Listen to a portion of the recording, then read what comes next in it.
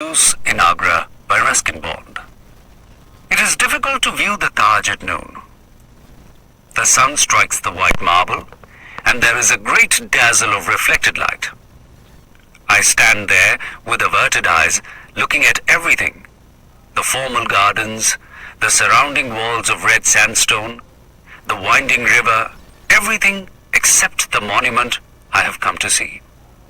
It is there, of course, very solid and real, perfectly preserved, with every jade, jasper, or lapis lazuli playing its part in the overall design. And after a while, I can shade my eyes and take in a vision of shimmering white marble. The light rises in waves from the shimmering paving stones, and the squares of black and white marble create an effect of running water. Inside the chamber, it is cool and dark, but rather musty, and I waste no time in hurrying out into the sunlight. I walk the length of a gallery and turn with some relief to the river scene. The sluggish Yamuna winds past Agra on its way to union with the Ganga. I know the Yamuna well.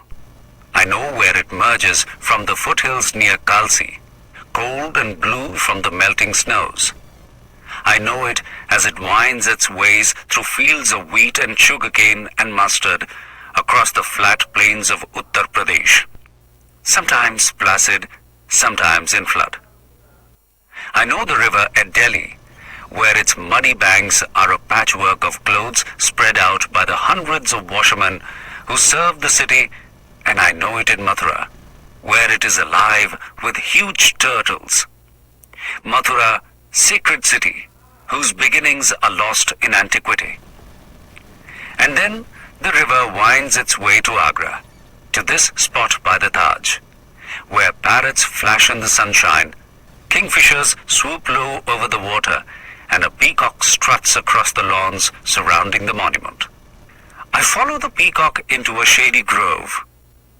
It is quite tame and does not fly away. It leads me to a small boy who is sitting in the shade of a tree, feasting on a handful of small green fruit. I have not seen the fruit before, and I ask the boy to tell me what it is. He offers me what looks like a hard green plum. "It is the fruit from the Ashoka tree," says the boy. "There are many such trees in the garden." Are you allowed to take the fruit?" "I am allowed," he says, grinning. "My father is the head gardener." I bite into the fruit. It is hard and sour, but not unpleasant. "Do you live here?" I ask. "Over the wall," he says. "But I come here every day to help my father and to eat the fruit." "So you see the TajMahal every day?" "I have seen it every day for as long as I can remember." "And I'm seeing it for the first time." You're very lucky." He shrugs.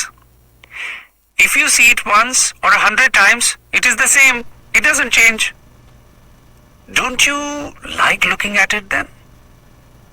"I like looking at the people who come here. They are always different. In the evening there will be many people." "You must have seen people from almost every country in the world." "That is so. They all come here to look at the Taj. The kings and queens and presidents and prime ministers and film stars and poor people too. And I look at them. In that way, it isn't boring." "Well, you have the Taj to thank for that." He gazes thoughtfully at the shimmering monument. His eyes are accustomed to the sharp sunlight. He sees the Taj every day, but at this moment he is really looking at it, thinking about it, wondering what magic it must possess to attract people from all corners of the earth, to bring them here walking through his father's well-kept garden, so that he can have something new and fresh to look at each day. A cloud, a very small cloud, passes across the face of the sun, and in the softened light, I too am able to look at the Taj without screwing up my eyes. As the boy said, it does not change. Therein lies its beauty. For the effect on the traveler is the same today as it was 300 years ago when Bernier wrote. Nothing offends the eye. No part can be found that is not skillfully wrought, or that it has no peculiar beauty. And so, for a few moments, this poem in marble is on view to two unimportant people, the itinerant writer and the gardener's boy. We say nothing. There is really nothing to be said. But now, a few months later, when I try to recapture the essence of that day, it is not the monument that I remember most vividly. The Taj is there, of course. I still see it as a mirror for the sun. But what remains with me more than anything else is the passage of the river and the sharp flavor of the Ashoka fruit.